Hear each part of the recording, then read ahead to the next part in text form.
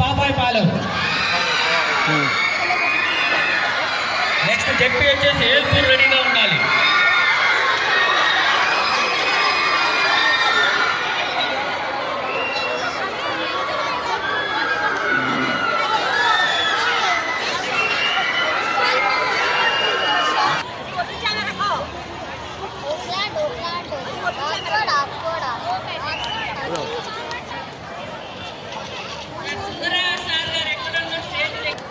బాలలోత్సవం నసరాపేట మన తెల్లదినకుండా.